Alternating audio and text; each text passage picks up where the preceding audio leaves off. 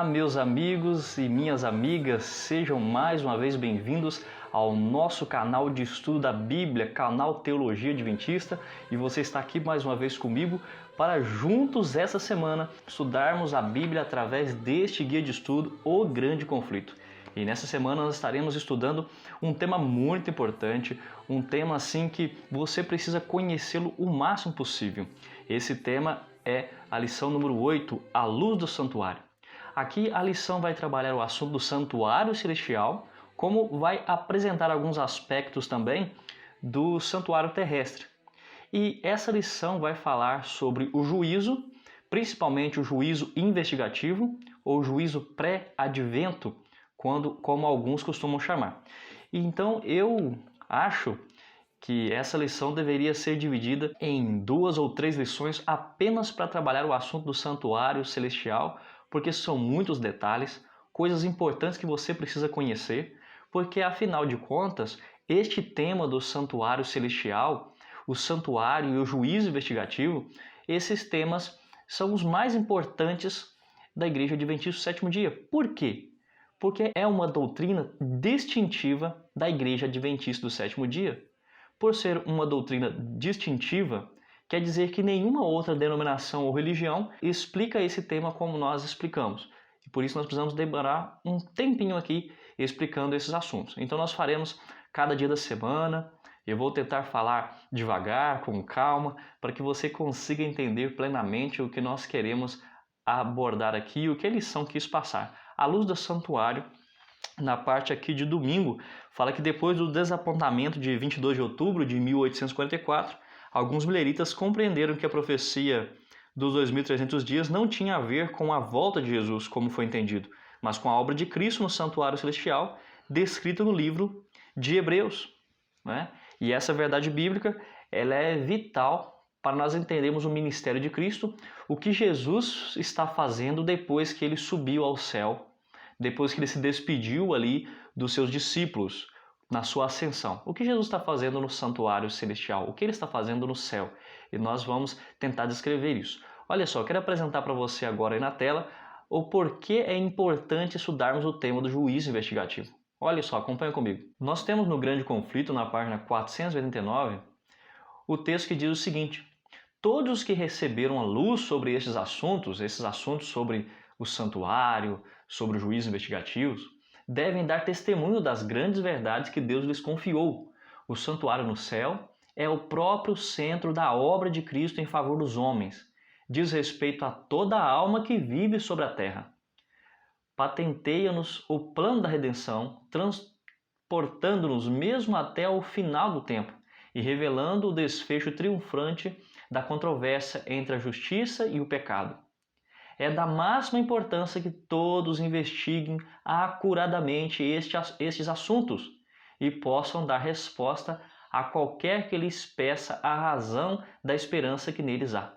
Que assuntos são importantes para nós, adventistas do sétimo dia, estudarmos no tempo do fim? Olha, esses assuntos que foram apresentados aqui é de máxima importância para nós conhecermos, investigar e testemunhar dele para as outras pessoas. Ainda no livro Primeiros Escritos, você verá comigo quais são esses assuntos que nós precisamos nos demorar em estudá-los e aprender e apresentá-los ao povo. Olhe aí para o slide. Mas assuntos como o santuário, em conexão com os 2.300 dias, os mandamentos de Deus e a fé de Jesus, são perfeitamente apropriados para esclarecer o passado do movimento adventista e mostrar qual é a nossa presente posição, estabelecer a fé do vacilante e dar a certeza do glorioso futuro. Esses, tenho frequentemente visto, são os principais assuntos sobre os que os mensageiros de Deus se devem demorar. Isso está no livro Primeiros Escritos, na página 63. E a Ellen White, em Visão, ela diz que o assunto como esse que estamos estudando essa semana, o santuário, aqueles que estudamos semana passada, as 2.300 tardes e manhãs ou 2.300 anos, os mandamentos de Deus, que serão tema do próximo estudo, da próxima semana, e a fé de Jesus, que é referência ao espírito de profecia, são temas apropriados para nós estudarmos, entendermos, porque eles vão esclarecer o passado, explicar para nós por que o movimento adventista começou ali por volta do ano de 1844, ou antes disso um pouco, né? A Igreja Adventista do Sétimo Dia, com esse nome, ele se iniciou em 1863, quando a igreja foi definitivamente organizada. E aqui diz que aprender esse tema é importante porque isso nos ajuda a estabelecer a fé daquela pessoa que está vacilante na fé, que está desanimado.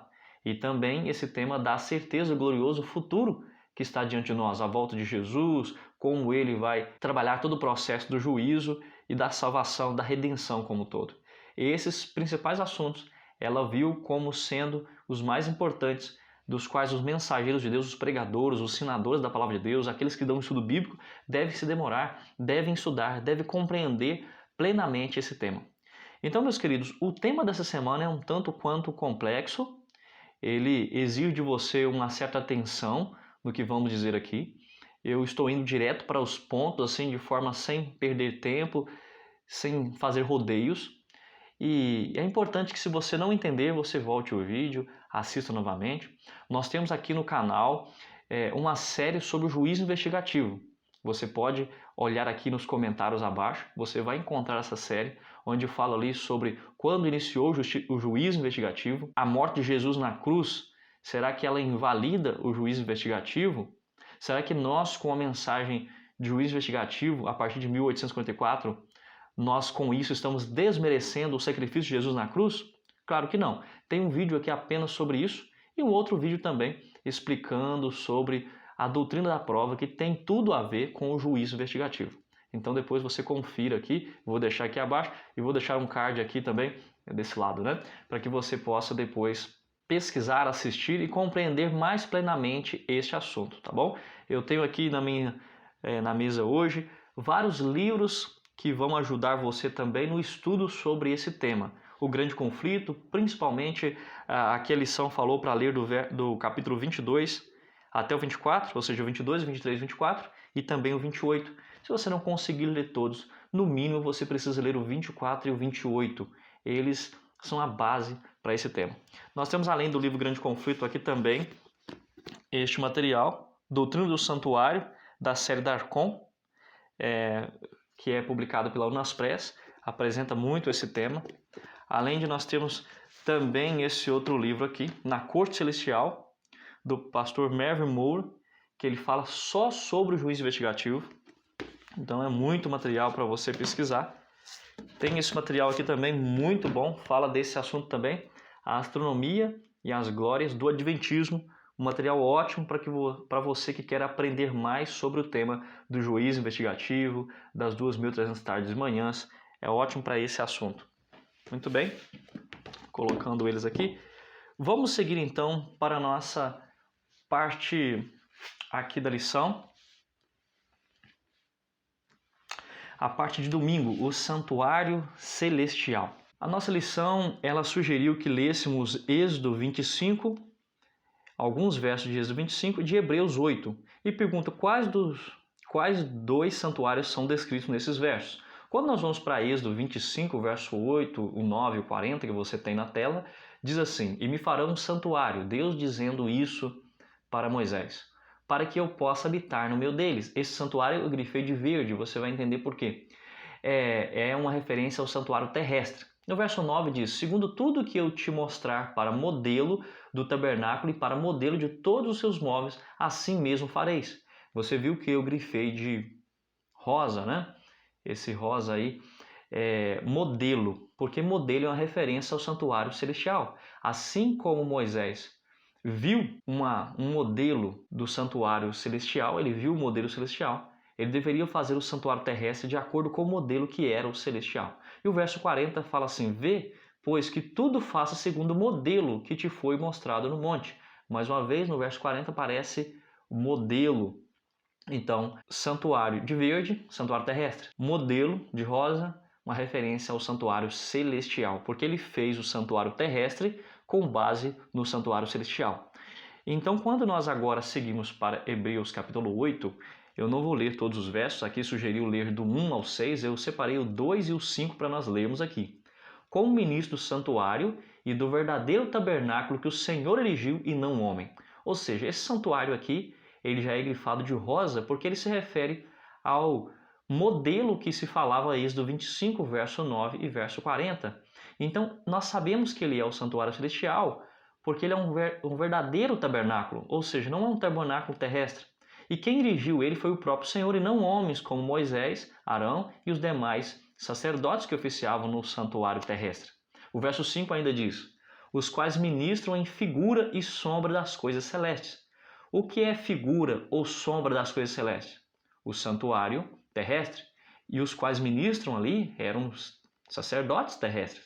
Assim como foi Moisés divinamente instruído quando estava para construir o tabernáculo. Esse tabernáculo é uma referência novamente ao santuário terrestre. Pois diz ele: vê que faças todas as coisas de acordo com o modelo. O modelo, você vê que faz referência ao versículo 2, que é o santuário celestial. Este modelo que foi mostrado no monte, para que ele construísse um santuário com base no modelo. Então aqui você consegue então responder a pergunta número 1. Quais dois santuários são descritos no verso? O santuário terrestre e o santuário celestial. O modelo é o santuário celestial que o Senhor fundou. O santuário terrestre, aquele fundado por Moisés, que era a sombra das coisas celestiais. Moisés ele é o mediador da antiga aliança e Jesus é o mediador da nova aliança. Há dois santuários mencionados na Bíblia. Moisés construiu, é o original do céu. O termo santuário, como é usado na Bíblia, refere-se em primeiro lugar ao tabernáculo construído por Moisés como modelo ou tipo. Então, o santuário terrestre é o tipo e o santuário celestial é o antítipo. E aqui nós vemos que no santuário terrestre era o santuário da antiga aliança, mas o santuário celestial é o santuário da nova aliança. Aquela aliança que existia desde o início com Adão, como nós já explicamos aqui no canal, e que ela foi ratificada, assinada por Jesus Cristo na morte dele na cruz do Calvário e que permanece até o fim. Aqui diz: ao terminarem os 2.300 dias, em 1844, já por muitos séculos não havia santuário na terra. Por isso, a profecia até 2.300 tardes manhãs e o santuário será purificado aponta inquestionavelmente para o santuário do céu. Esse santuário do céu é o santuário que seria purificado, porque em 1844 não existia mais santuário terrestre de Moisés e nem tampouco santuário terrestre de Salomão. Por isso, você precisa continuar comigo. O santuário no deserto era uma maquete ou um modelo do santuário celestial.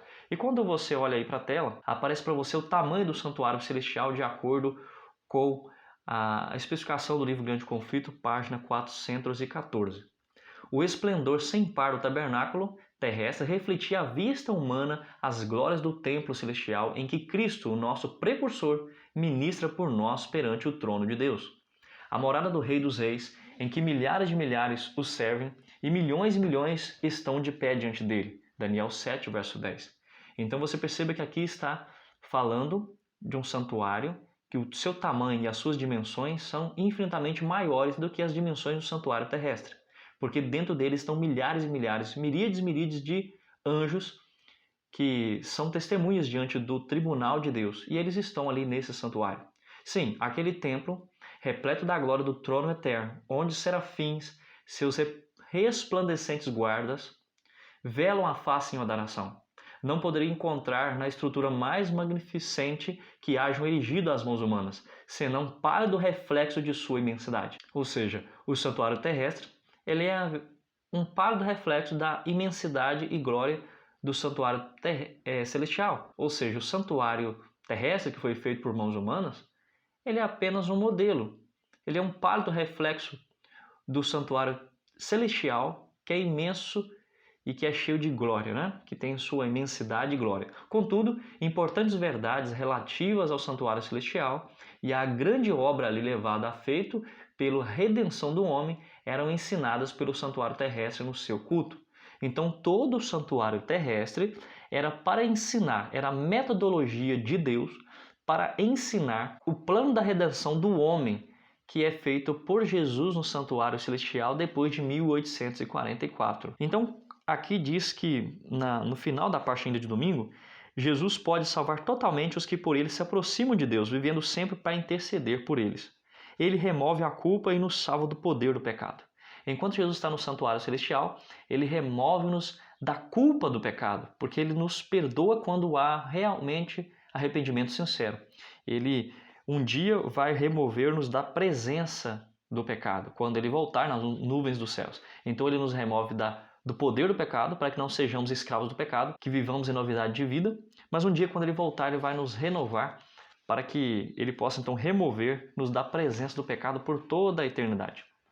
Indo aqui para a parte de segunda-feira, no Santo dos Santos. Lê Levítico 16, 23 e Hebreus 9. Por que o dia da expiação era tão importante no antigo Israel? O dia da expiação era um dia muito importante. E vamos ler aqui alguns textos e vamos chegar à conclusão precisa sobre esse assunto. Levítico 16, verso 21 diz: Arão porá ambas as mãos sobre a cabeça do bode vivo e sobre ele confessará todas as iniquidades dos filhos de Israel, todas as suas transgressões e todos os seus pecados, e os porá sobre a cabeça do bode, e enviá-los ao deserto pela mão de um homem à disposição para isso. Ou seja, aqui está sendo narrado em Levítico 16 o dia da expiação. Todos os dias o santuário ele era aberto. Todos os dias tinha uma cerimônia no santuário. As pessoas que eram pecadoras levavam diante do sacerdote um cordeiro e confessavam seus pecados sobre a cabeça colocava a mão sobre a cabeça do cordeiro, confessava os seus pecados e depois o próprio pecador ele tinha que matar o animal. O sacerdote pegava ali um pouco de sangue daquele animal, o animal era queimado no altar de sacrifício que tinha no pátio e depois esse sangue ele era levado para dentro do tabernáculo, ou seja, no primeiro compartimento, que é o chamado também de lugar santo, e ali era oficiado um ritual como se o pecado do pecador fosse transferido para dentro do santuário. Ali, diante do altar de incenso, tinha a cortina e diante da cortina era colocado ali, era aspergido o sangue, um pouquinho de sangue no chão. Não era aspergido na cortina como muitas pessoas falam, era aspergido diante do véu. Você pode ver aí o texto na tela de Levíticos 4 que vai comprovar isso que eu estou dizendo para você aqui. Então isso era feito todos os dias, mas uma vez por ano era necessário então fazer o dia de Yom Kippur, ou o dia do juízo, o dia em que o santuário era então purificado. Purificado de quê, pastor?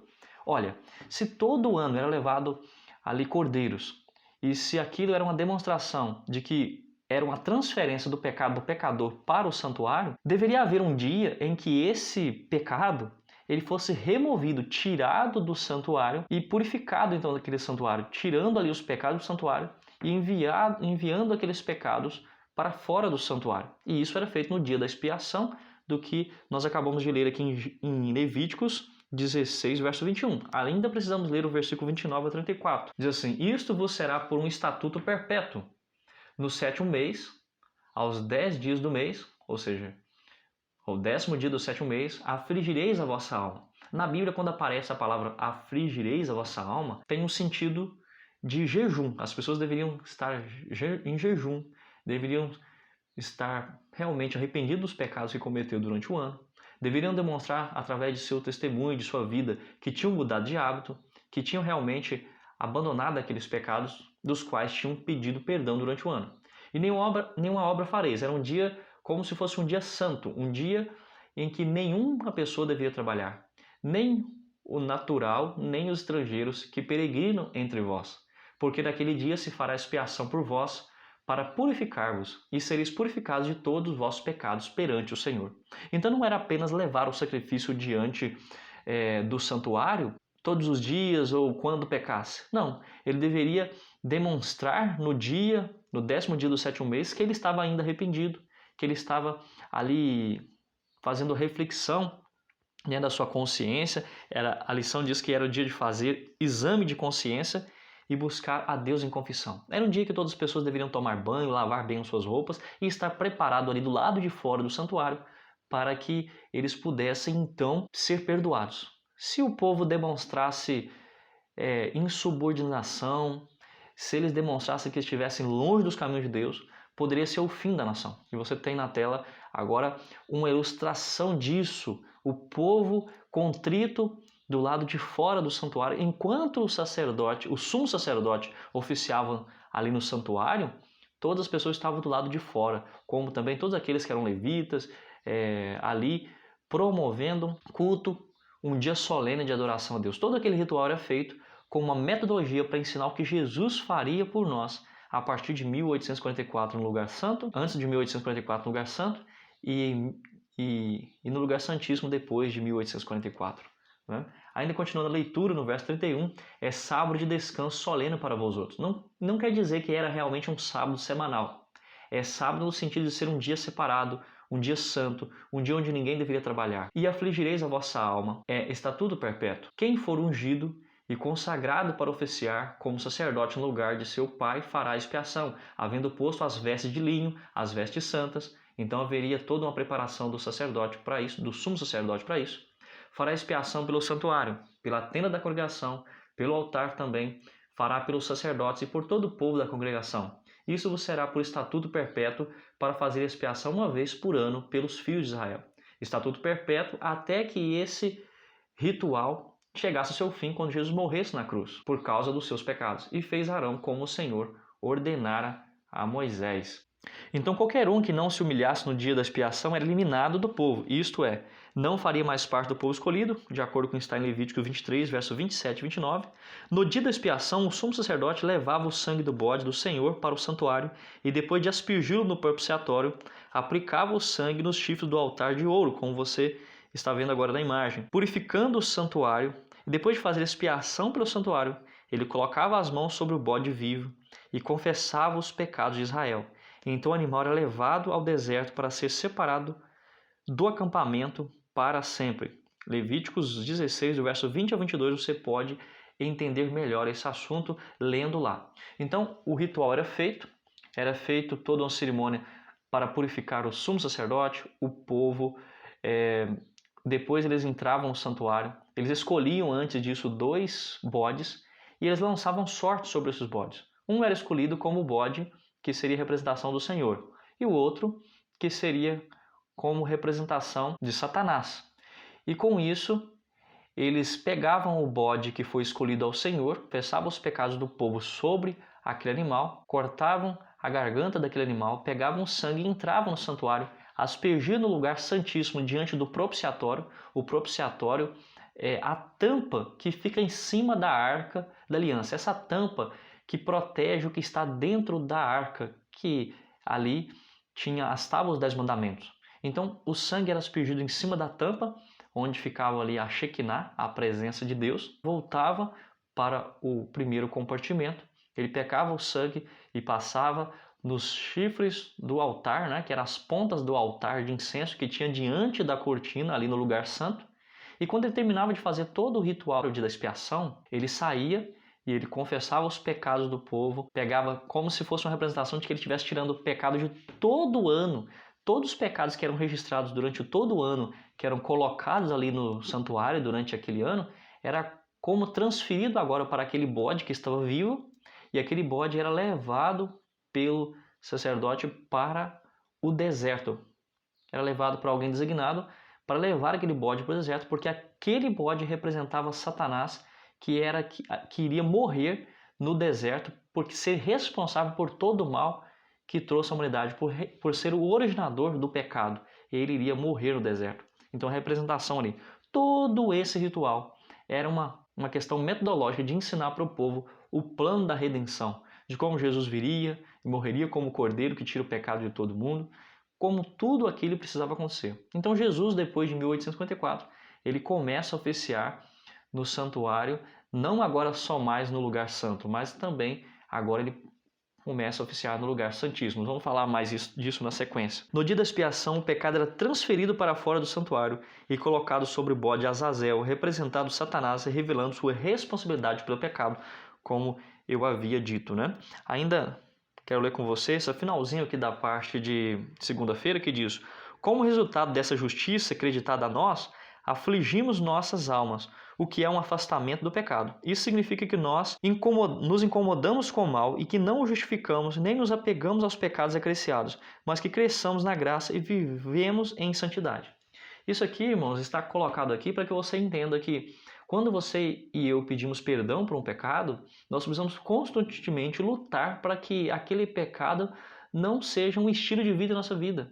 Ele realmente, você se sentiu arrependido por ele. Ele realmente foi perdoado. Mas agora você precisa continuar demonstrando diante de Deus que você está arrependido do pecado que cometeu. Assim como o povo estava arrependido no dia da expiação, afligindo a alma, era um dia de exame de consciência, era um dia de buscar Deus em confissão, era um dia de pedir a Deus misericórdia, era um dia de continuar na presença do Senhor e viver e estar decidido a viver dali para frente continuamente obedecendo e sendo fiel ao Senhor. Então, por que eu estou dizendo isso aqui? Porque muitas pessoas pensam que, olha, se eu cometi um pecado e me arrependi e pedi perdão a Deus, não tem problema se eu cometer esse pecado de novo e eu depois é só pedir perdão a Deus de novo. Mas não é bem assim. Você precisa entender bem esse assunto. Ainda a lição pediu para nós lermos Hebreus 9, do verso 23 ao 28, que diz: Era necessário, portanto, que as figuras das coisas que se acham nos céus se purificassem com tais sacrifícios. Ou seja, aqui está dizendo que o que tem no céu, as figuras das coisas que se acham nos céus, ou seja, o santuário terrestre, precisavam ser purificados com sacrifícios terrestres. Mas as próprias coisas celestiais precisam ser purificados com sacrifícios superiores. E esse sacrifício superior é Jesus Cristo. Verso 24. Porque Cristo não entrou em santuário feito por mãos, figura do verdadeiro, porém no mesmo céu. Ele não entrou no santuário que foi feito de forma terrestre, ele entrou no santuário celestial que foi feito por Deus, para comparecer agora por nós diante de Deus. Jesus ele se comparece diante do Pai no santuário. Muitas pessoas ao ouvirem esse texto aqui, eles começam a achar que como Jesus compareceu depois que subiu ao céu diante de Deus, muitas pessoas já entendem que Jesus compareceu no lugar santíssimo de uma vez. E muitas pessoas então vai colocar uma crítica contra os adventistas do sétimo dia, dizendo assim, o texto bíblico está claro dizendo que Jesus, quando subiu ao céu, ele apareceu diante de Deus. E eles presumem que, ao dizer que compareceu diante de Deus, eles acham que Deus está no lugar santíssimo e que por isso Jesus entrou ao lugar santíssimo. Mas veja, o texto não está dizendo isso, portanto não podemos extrair do texto mais do que ele está dizendo. O texto está dizendo que Jesus, no mesmo céu, entrou para comparecer agora por nós diante de Deus. Mas não diz aqui que Deus está no lugar santíssimo, tá bom? Nem ainda para se oferecer a si mesmo muitas vezes, como o sumo sacerdote, cada ano entra no Santo dos Santos com sangue alheio. Ora, neste caso, seria necessário que ele tivesse sofrido muitas vezes desde a fundação do mundo. Agora, porém, ao se cumprir uns tempos, se manifestou uma vez por todas, para aniquilar pelo sacrifício de si mesmo o pecado. Então, todos os dias o sacerdote precisava fazer os sacrifícios diários no santuário terrestre. Agora, Jesus, uma vez por todas, quando ele morreu na cruz por nós, ele já ofereceu definitivamente um único sacrifício por toda a eternidade para nós, suficiente para todo o tempo, tanto para aqueles que viveram antes do santuário, como para aqueles que viveriam depois do santuário, até a sua volta. E esse sacrifício é um sacrifício único. Não precisava de todos os dias o sacerdote fazer o sacrifício, mas agora com o sacrifício de Jesus é um sacrifício que foi feito uma única só vez e foi definitivo. Ainda no verso 27, e assim como os homens está ordenado a morrer uma só vez, vindo depois disso o juízo, assim também Cristo, tendo oferecido uma vez para sempre para tirar os pecados de muitos, aparecerá uma segunda vez sem pecado aos que aguardam para a salvação. Ele oferece de uma vez por todas um sacrifício, que é a própria vida, para nos salvar de uma só vez. E depois que ele fizer o juízo no santuário, depois de ter se oferecido uma vez para sempre, tirado os pecados de muitos, ele vai aparecer uma segunda vez. Ele vai voltar sem pecado. Ou seja, ele vai remover todo o pecado que existe no santuário celestial, todo o registro de pecado que é ali, e então ele vai voltar. Com isso nós entendemos que Jesus ele só volta à Terra quando ele termina todo o processo de juízo ali no santuário celestial. O juízo que é chamado de investigativo ou juízo pré-advento, como outros acham melhor de citar. Vamos gastar ainda um pouquinho de tempo aqui nessa parte sobre o registro de pecados no santuário. Muitas pessoas não entendem como pode o céu, o santuário celestial que está no céu, um lugar totalmente santo, como ele pode ter registro de pecado ali. E as pessoas não compreendem muito bem isso. Então você precisa entender como era feito o registro de pecado no santuário terrestre, para que você entenda o registro de pecados no santuário celestial. Então o que acontece? Toda vez que a pessoa confessava o pecado sobre a cabeça do animal e era feito todo aquele ritual com o animal dentro do santuário, o sangue era colocado lá dentro, como uma transferência do pecado para o santuário, assim também, quando nós cometemos nossos pecados, é registrado no céu, no livro da iniquidade, os nossos pecados que são cometidos. Mas quando você entrega a sua vida para Jesus, também é anotado no livro de registro do céu, o livro da vida, que você entregou a sua vida para Deus e você se torna um cooperador do Evangelho de Deus. Agora, quando você também pratica coisas boas, faz o que é bom, também no livro memorial está escrito tudo ali de bom que você faz. Por isso nós temos anjo da guarda e temos os anjos relatores que relatam tudo que nós fazemos. Então no céu há um registro de pecados. E quando você comete algum pecado e você se arrepende e pede perdão, ali na frente do seu pecado é colocado que você pediu perdão. Porque, imagine só, há um registro no santuário celestial. Como pode em um livro o seu nome estar escrito como pertencente ao reino de Deus, como filho de Deus, como aquele que está no livro da vida, e em outro livro, o livro da iniquidade, está ali pecados que você comete? E é isso que Satanás faz. Ele chega para Deus e diz assim: como pode esse ser seu filho? Como pode você dar salvação para ele, sendo que ele te pediu perdão, mas lá naquele outro livro tem vários pecados que ele comete todos os dias? Como pode o nome dele estar no livro da vida e ao mesmo tempo estar no livro das iniquidades? Então Satanás nos acusa diante do Senhor. Por que Jesus está fazendo ali no santuário um juízo investigativo? Por causa dele? Não, ele sabe todas as coisas, ele é onisciente, ele é conhecedor do passado, do presente e do futuro, ele sabe todas as coisas. Mas isso tudo está sendo registrado no céu para que todos os seres do planeta Terra, aqueles que já existiram e que vão existir ainda, todos os seres angelicais, todos os seres que existem no universo, possam contemplar o juízo de Deus e entender que Jesus é justo na maneira como ele julgou. Então, por isso está sendo registrado tudo no céu. Agora, como que vai acontecer a remoção do registro que existe no santuário celestial? Nós vamos aí para a parte de terça-feira e nós vamos então entender melhor esse tema. Parte de terça-feira, o juízo chegou. Aqui na pergunta 3 fala qual é a semelhança entre Daniel 7, verso 9 e 10 e Apocalipse 14, versos 6 e 7. Tanto em Daniel 7, verso 9 e 10 como Apocalipse 14, versos 6 e 7 fala do juízo, do dia do juízo, do momento do juízo. Então vamos ler Daniel 7, verso 9 e 10, diz assim: continuei olhando até que foram postos uns tronos. Quem que continuou olhando? Daniel, tendo a visão do trono de Deus no céu. E o ancião de dias se assentou. Quem é o ancião de dias? É uma referência a Deus o Pai. Sua veste era branca como a neve. Como, pastor Anderson, você sabe que o ancião de dias é Deus o Pai? Quando nós vamos lá para Apocalipse, lá no capítulo 4 e 5, nos diz que o Cordeiro de Deus, que deu a vida pela humanidade, ele se dirigiu até o ancião de dias.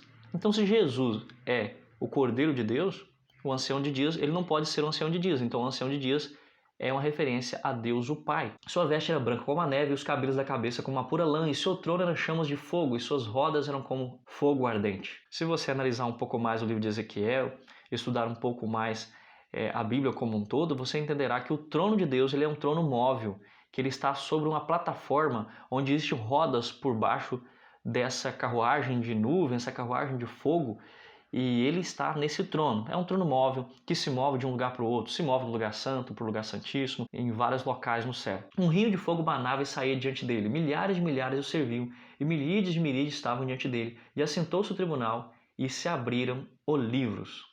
Então, Jesus ele vai até o ancião de dias. Muitas pessoas leem esse texto aqui de Daniel 7, entendendo e achando que quando fala que o Filho do Homem saiu, eles acham que ele está voltando à terra, mas na verdade ele está saindo do lugar santo, onde ele e o Pai se encontravam junto com a corte celestial, com os 24 anciãos, também com os 4 seres viventes, todos os anjos, eles saem do compartimento do lugar santo e se dirigem ao lugar santíssimo. E aí você pode notar que Apocalipse capítulo 14, versos 6 e 7 fala que sobre a mensagem do primeiro anjo, a primeira mensagem angelical. O anjo está voando pelo meio do céu, dizendo que as pessoas devem temer a Deus e dar-lhe glória, pois é chegada a hora do seu juízo. Quando aconteceu isso? Nós entendemos pela profecia bíblica que o juízo investigativo ele começou depois de 1844. No dia de 22 de outubro de 1844, Jesus ele saiu do lugar santo para o lugar santíssimo. Lembra que Guilherme Miller, ao estudar essa profecia, ele achou que Jesus estaria voltando, saindo do céu e vindo à terra? Pois bem, não foi isso que aconteceu. Ele entendeu que a terra não era o santuário. O santuário era referência ao santuário celestial. E quando Jesus então terminar de purificar o santuário celestial, ele então virá à terra para buscar o seu povo. Você pode responder na pergunta 3, então, que a semelhança que existe é que nos dois textos aparece uma cena de juízo.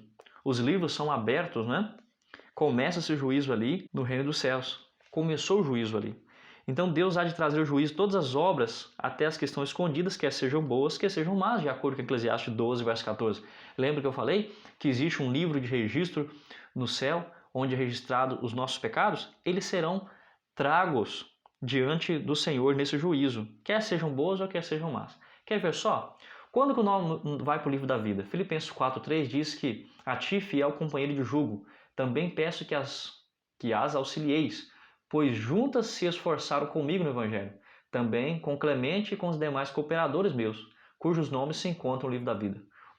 Seu nome vai para o livro da vida, o meu nome, quando nós somos cooperadores de Deus, entregamos a nossa vida totalmente a Deus. O nome vai para o livro da vida. Mas o texto ainda de Malaquias 3,16 fala que um memorial está escrito diante de Deus, colocando onde está colocado ali tudo que nós fazemos de bom. Em Malaquias 3, verso 16. Em Neemias 13, verso 14, ali também diz que todos os benefícios, todos os feitos bons que Neemias tinha feito pela casa do Senhor tinham sido anotados e não deveriam ser apagados. Neemias 13, 14. Como também em Salmo 56, verso 8, o salmista diz que todas as perseguições que sofreu, todas as suas lágrimas, todo o trabalho que ele fez pela obra de Deus, estavam escritos no livro de Deus. Então perceba que existem livros de registro no céu, livros que registram as boas coisas que as pessoas fazem, mas também existem livros que registram as más coisas que as pessoas fazem.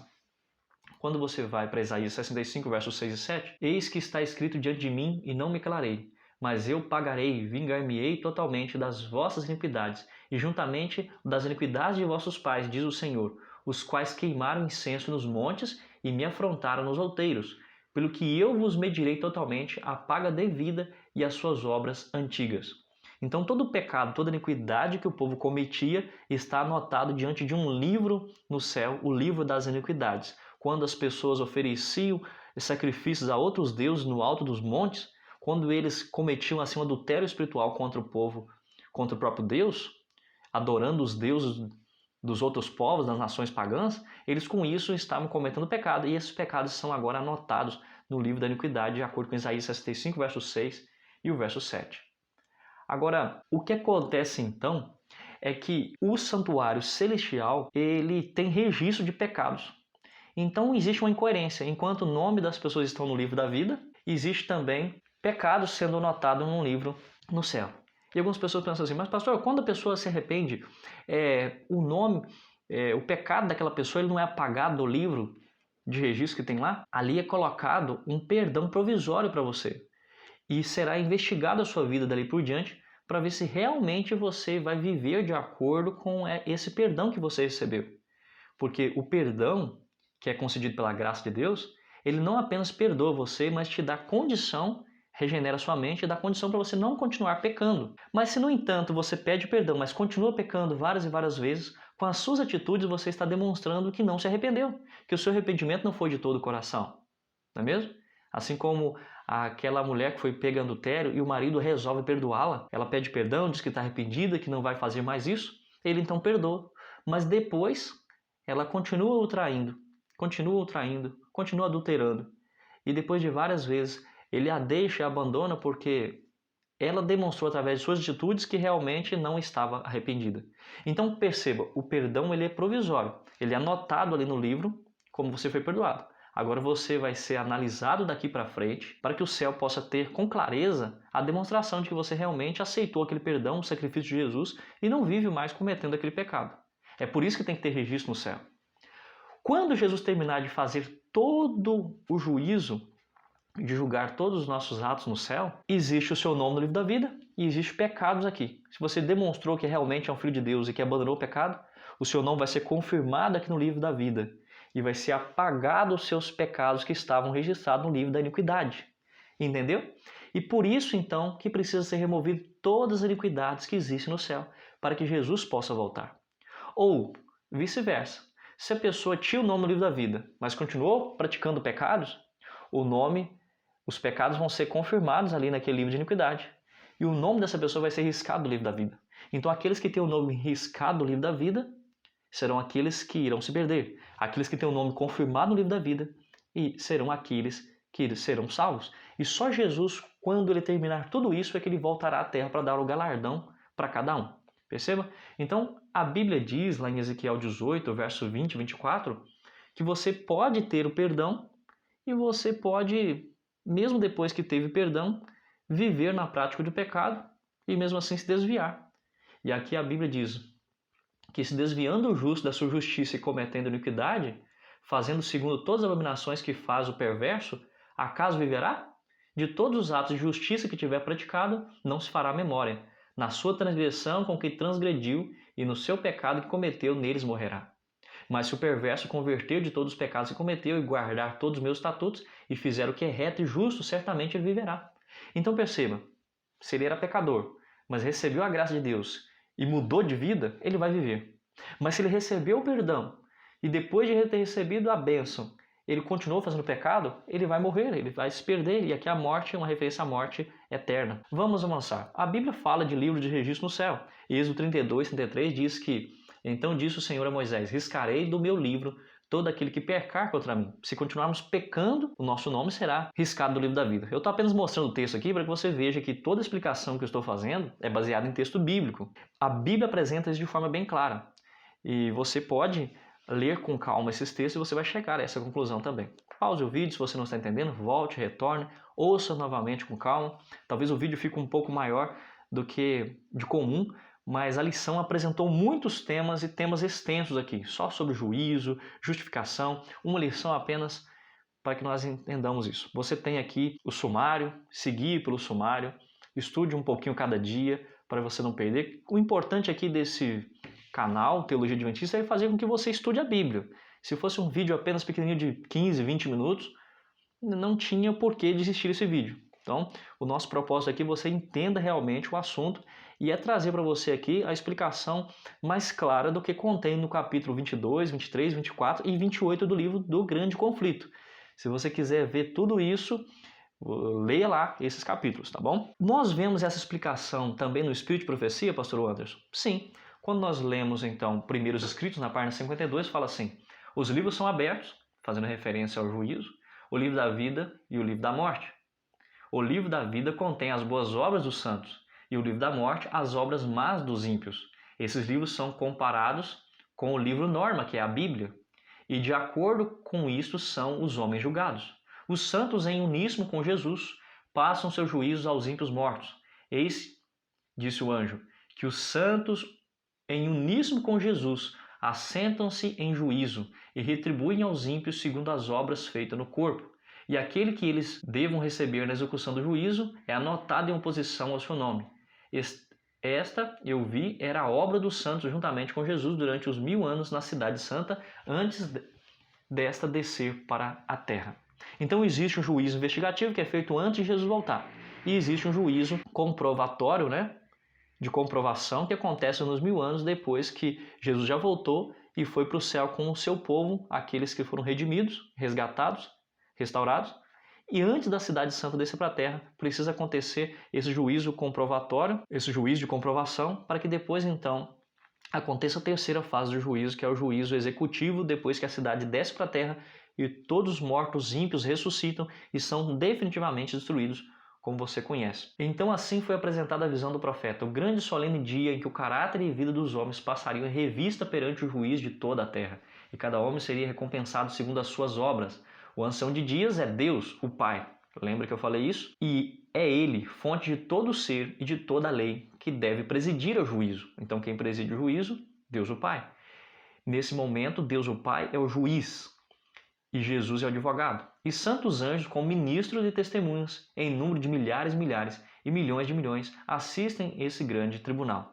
Perceba que eu estou demorando um pouquinho mais nisso aqui. Por quê? Existem muitas dúvidas das pessoas por aí. As pessoas pensam assim, se Jesus ele é tanto advogado como o nosso juiz, porque tem uma parte na Bíblia que fala que Jesus é o nosso juiz, se ele é meu juiz e é o meu advogado ao mesmo tempo, isso dá uma ideia assim de que tudo pode ser alterado, né? Porque ele é o juiz, então, por mais que exista provas de que eu cometi o pecado, o meu juiz me inocentará. E muitas pessoas com esse pensamento acham que eu posso continuar uma vida deliberada no pecado, porque Jesus é meu advogado, é meu juiz, então não tem como eu perder essa causa, eu já estou salvo mesmo vivendo uma vida de pecado. Não, não é assim. Jesus, ele é advogado nesse período do juízo investigativo. Mas quando ele então terminar de fazer o juízo investigativo, ele vai tirar aquela vestimenta de sumo sacerdote, né? Que é como advogado, e ele vai colocar uma veste de justiça e ele vai vir a essa terra, né? Vai colocar uma vestimenta de rei e ele agora será o juiz. Ele vai destruir aqueles que destroem a terra, vai destruir aqueles que não tiveram compromisso com ele. Então, assim nós podemos, nesse texto aí do grande conflito, uma explicação mais clara do que eu falei aqui. Agora leia Apocalipse 22, verso 10 a 12. Quando Jesus voltar, qual será o destino de toda a humanidade? Que declaração foi feita a João? Um juízo é feito de forma investigativa antes da volta de Jesus. Então nós podemos ler aqui, logo abaixo da pergunta, uma vez que Cristo vem para dar a recompensa final, deve haver um juízo antes disso. Muitas pessoas têm dificuldade de explicar isso aqui.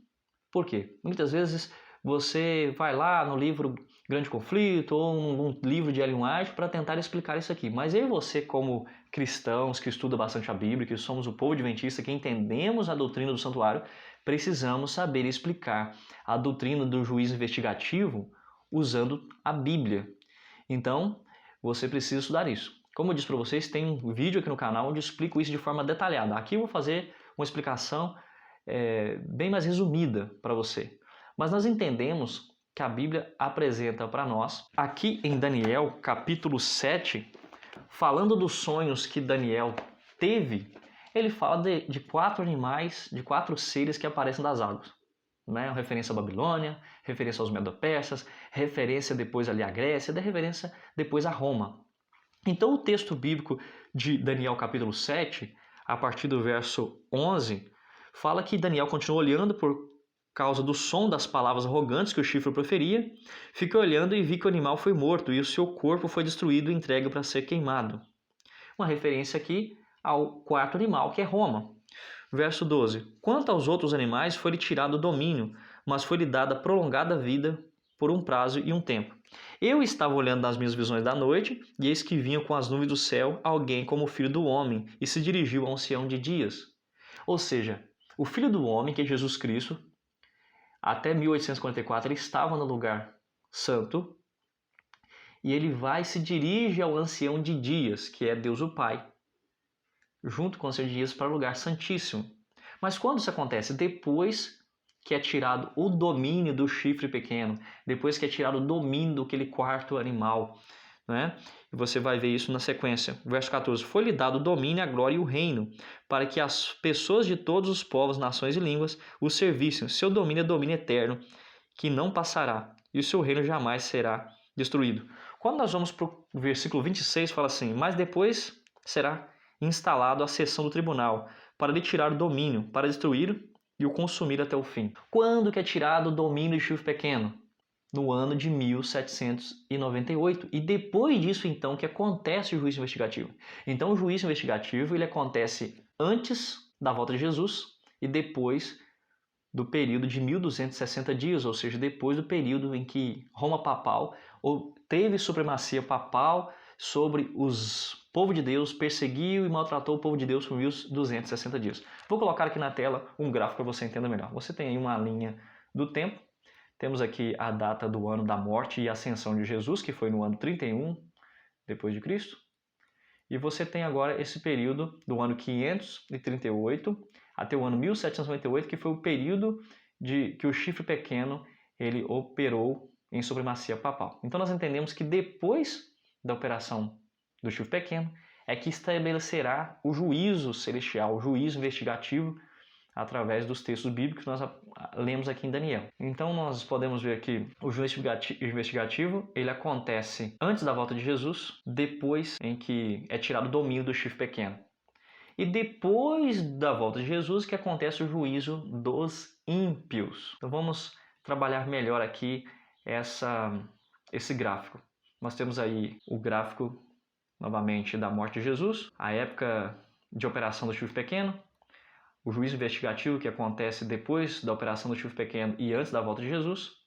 E nós entendemos na semana passada que no ano 457 começou ali o período de 2.300 anos, que também é o início do período das 70 semanas. Então as 70 semanas são 490 anos, que aconteceu e finalizou no ano 34, quando apedrejaram Estevão, e houve então uma rejeição da parte dos judeus para com o cristianismo e para com a mensagem de Deus. Os judeus então foram rejeitados como povo de Deus. Aí você vê nesse gráfico verde, nessa linha verde, o período de 2.300 tardes e manhãs, de acordo com Daniel 8,14, que finaliza em 1844. Com isso nós entendemos então que o juízo investigativo ele acontece depois de 1844. Porque a profecia bíblica dizia, de acordo com as parábolas de Jesus, de acordo com a parábola das virgens e vários outros textos que você depois pode conferir, Jesus é aquele que vai até o reino para tomar posse do reino e depois voltar das bodas. E é isso que nós podemos entender com a pergunta 5 da parte de terça-feira, que fala assim, leia Mateus 25, de 1 a 13, por que Jesus se relaciona de forma tão diferente com esses dois grupos de crentes? O que está subtendido aqui em Mateus 25, verso 1 a 13? Em Mateus 25, do verso 1 ao 13, está a explicação das 10 virgens, 5 prudentes e 5 imprudentes. E olha só o que o grande conflito fala sobre a explicação dessa parábola. O casamento representa a recepção do reino por parte de Cristo. A santa cidade, a Nova Jerusalém, que é a capital, representa o reino, é chamada a esposa, a mulher do Cordeiro. Claramente, pois a esposa representa a santa cidade. E as virgens que saem ao encontro do esposo são símbolos da igreja. No Apocalipse é dito que o povo de Deus são os convidados à ceia das bodas. Apocalipse 19, 9, se são convidados, não podem também ser representados pela esposa. Cristo, conforme foi declarado pelo profeta Daniel, receberá do ancião de dias no céu o domínio, a honra e o reino. Receberá a Nova Jerusalém, a capital de seu reino. Ou seja, Jesus é o noivo e recebe a noiva, que é a Nova Jerusalém, a capital do seu reino. E ela está adereçada como uma esposa ataviada para o seu marido. Tendo recebido o reino, ele virá em glória. Quando Jesus então recebe o reino no céu, ele volta à terra para dar o galardão. Ele virá então como Rei dos Reis e Senhor dos Senhores para a redenção do seu povo, que deve assentar-se como Abraão, Isaque e Jacó à sua mesa em seu reino. Mateus 8, 11, Lucas 22, verso 30. A fim de participar da ceia das bodas do Cordeiro. Então, as 10 virgens representam os convidados para a boda. O que é as bodas? As bodas é o casamento de Jesus. Jesus, quando subiu ao céu, depois ele recebe o reino no céu, e depois que ele recebe o reino, ele volta. Quando ele volta, ele recebeu a noiva, né, que é o reino, e ele volta para buscar os seus súditos. Mas a igreja não é a noiva? Então, primeiramente, a noiva é a representação da cidade. Porque a cidade tem que ter moradores, não é mesmo? Então, um reino tem que ter um rei, tem que ter uma cidade, que é um local para morar, e tem que ter os súditos que moram dentro dessa cidade. Então, Jesus recebe a sua santa cidade, recebe o seu reino, e ele volta depois para encontrar com o seu povo. E o que acontece aqui nessa parábola? Existem dois grupos, aquele que se preparou e aquele que não se preparou, e um grupo não estará pronto para receber, para subir com Jesus para o reino dos céus. Perceba que são muitos assuntos, não tem como entrar em todos os detalhes aqui. Leia os capítulos que foram sugeridos, veja o vídeo, a série de vídeos que nós temos aqui no canal sobre o juízo investigativo. Muito bem, vamos para a parte aqui de quarta-feira que tem como título A Boa Notícia do Lugar Santíssimo. Que segurança e qual convite temos em Hebreus? Agora a lição está nos levando para ler o livro de Hebreus. Vamos aqui colocar Hebreus capítulo 4 e vamos ler os textos. Tendo, pois, a Jesus, o Filho de Deus. Todo o capítulo 1 de Hebreus foi destinado a explicar quem é o Filho de Deus. Jesus é o Filho de Deus. Ele recebeu todo o poder e toda a glória. O capítulo 1 de Hebreus fala sobre isso. E aqui no versículo 14 do capítulo 4, ele começa dizendo isso. Tendo, pois, Jesus, o Filho de Deus, como grande sumo sacerdote. Hebreus capítulo 2 explica que Jesus é o sacerdote. Ele foi feito menor do que os anjos, mas ele é maior do que os anjos. Ele não é como um anjo. Ele agora penetrou nos céus para oficiar em nosso favor ali. E aí diz, conservemos a nossa confissão, nosso arrependimento. Mantenhamos a nossa vida de acordo com o nosso arrependimento, demonstrando através dos nossos atos que nós estamos realmente arrependidos dos nossos pecados. Vamos continuar lendo o versículo 15. Porque não temos sumo sacerdote que não possa compadecer das nossas fraquezas. Jesus é o sumo sacerdote. Antes foi ele tentado em todas as coisas, a nossa semelhança, mas sem pecado. Ele viveu tudo que nós vivemos aqui na terra e ele sabe do que nós passamos, do que nós sofremos. Então, por isso, ele está apto para nos defender, para interceder por nós, para pedir a Deus misericórdia por nós, porque o sangue dele foi derramado em nosso favor. O verso 16. Acheguemo-nos, portanto, confiadamente junto ao trono da graça, a fim de recebermos misericórdia e acharmos graça para o socorro em ocasião oportuna. Perceba que eu grifei aí grande sumo sacerdote com sumo sacerdote do versículo 14 e verso 15. Mas há também uma referência de roxo, roxo clarinho, do verso 14, conservemos firmes, com acheguemo-nos do verso 16.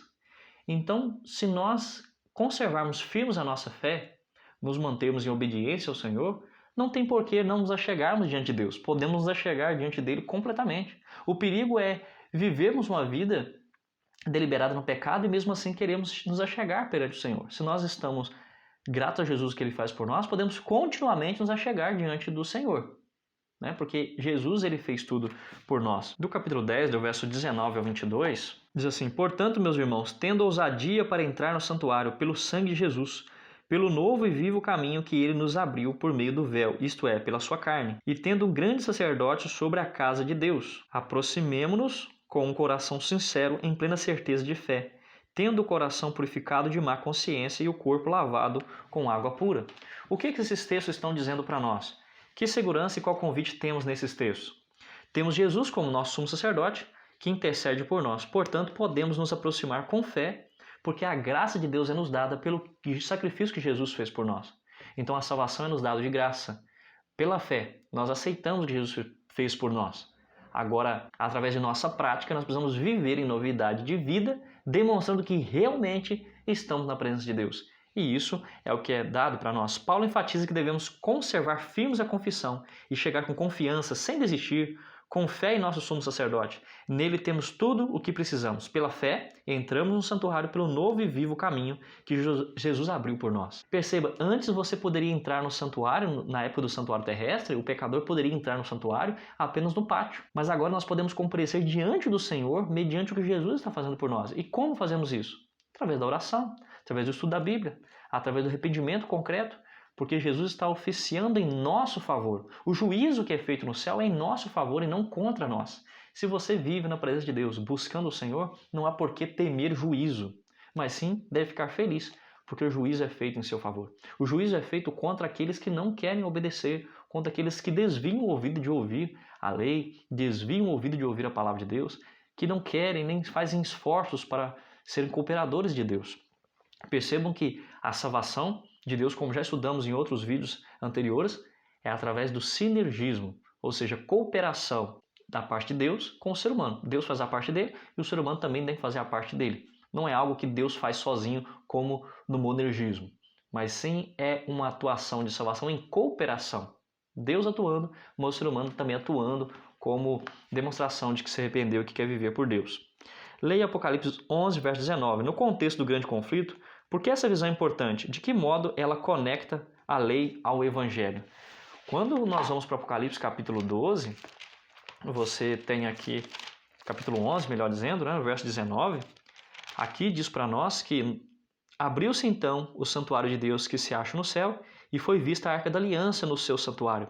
E sobrevieram relâmpagos, vozes, trovões, terremotos e forte chuva de granizo.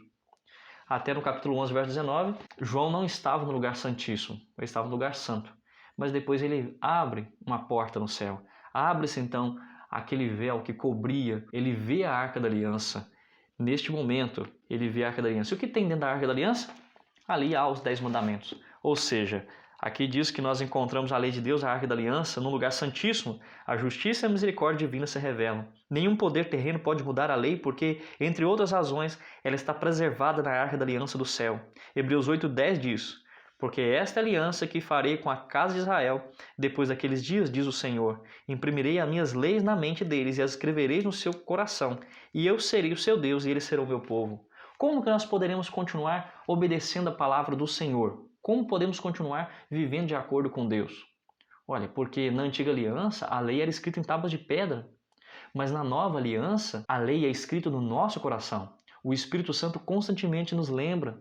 Né? Lembra que o texto bíblico diz que Jesus enviaria o Espírito Santo para nos convencer do pecado, da justiça e do juízo? Ele trabalha em nossa consciência, né? Quando fala escrever a lei no coração, é um símbolo de escrever a lei na nossa mente, para que nós possamos lembrar na consciência, sempre colocar em prática aquilo que Deus nos pede. Ao entrarmos pela fé no santuário do céu, encontramos perdão para os nossos pecados passados e poder para viver uma vida obediente por meio de Cristo. Isso aqui é muito importante. Você recebe perdão para os pecados passados, mas você recebe regeneração, poder que a graça lhe dá para regenerar sua mente e para que você possa viver uma vida obediente por meio de Jesus que atua em você. Não sou eu mais quem vive, mas Cristo que vive em mim. Ele morreu por nós e escreveu a lei em nosso coração. Jesus nos salva totalmente da penalidade e do poder do pecado. Eu pergunto para você, a lei está escrita em seu coração? Ela precisa estar escrita no seu e no meu coração. Parte de quinta-feira, Jesus, o nosso advogado no juízo. A pergunta número 8 diz para nós assim: qual é a diferença entre o ministério do sacerdote no santuário terrestre e o ministério de Jesus no santuário celestial? Então nós temos agora Hebreus capítulo 10, do verso 9 ao 14, que diz assim: então acrescentou: eis aqui estou para fazer, ó Deus, a tua vontade. Remove o primeiro para estabelecer o segundo. Remove aqui primeiro. Remove os sacrifícios que eram feitos de forma de rituais humanos terrestres, num santuário terrestre. Remove este para estabelecer o segundo. Ou seja, o sacrifício que é feito de uma vez por todas através de Jesus. A obediência de Jesus. Nessa vontade é que temos sido sacrificados, mediante a oferta do corpo de Jesus Cristo, uma vez por todas. Ora, todo sacerdote se apresenta dia após dia a exercer o serviço sagrado e a oferecer muitas vezes o mesmo sacrifício que nunca jamais podem remover pecados.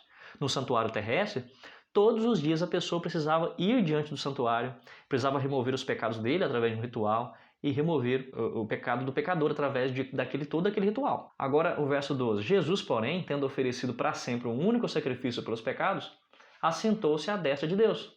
Ele ofereceu o sacrifício através de sua morte na cruz, e ele se assentou à destra de Deus, aguardando daí em diante até que seus inimigos sejam postos por estrado dos seus pés. Quando Jesus terminar de julgar todas as coisas, todos os inimigos dele estarão debaixo dos seus pés, porque ele será o rei que governa acima de todos. O reino será entregue em suas mãos e ele voltará para buscar o seu povo. Verso 14, porque como uma única oferta aperfeiçoou para sempre quantos estão sendo sacrificados. Então, de uma vez por todas, Cristo morreu na cruz como sacrifício perfeito para o pecado. Seu ministério sacerdotal no santuário celestial nos santifica. Uma vez que adentrou o lugar santíssimo, ele permanece como nosso advogado no juízo. Lembra? Juízo investigativo. Filhinhos, escrevam para que não pequeis, mas se todavia alguém pecar, temos o advogado junto a Deus, né? Ele é advogado no período de juízo investigativo, aquilo que eu já mencionei para vocês. Assim também Cristo, tendo oferecido uma vez por todas para tirar os pecados de muitos, aparecerá segunda vez. Depois que ele fizer todo o processo do juízo, ele volta. Não para tirar pecados, mas para salvar aqueles que esperam por ele. Quando Jesus voltar, ele não vem para tirar pecados, ele vem apenas para dar o galardão a cada um de acordo com as suas obras, né? Lê Hebreus 6, do verso 19 ao 20. Porque ele nos convida a segui-lo e o que descobrimos à medida que fazemos isso. Quando nós lemos Hebreus 6, 19 e 20, aqui nos fala que Jesus entrou no santuário celestial e se tornou sumo sacerdote para sempre. Para sempre. Então nós podemos confiar no que ele fez por nós. A intercessão de Cristo no santuário celestial é em favor do ser humano e é tão essencial ao plano da redenção como foi a morte de Jesus na cruz. E essa frase aqui pode ser dura para muitas pessoas, mas o projeto de salvação de Deus, ele tem etapas, onde Jesus precisava de morrer na cruz do Calvário, mas também há um processo em andamento. É por isso que a Bíblia diz em alguns momentos que nós já fomos salvos, Outros momentos a Bíblia fala que nós estamos sendo salvos.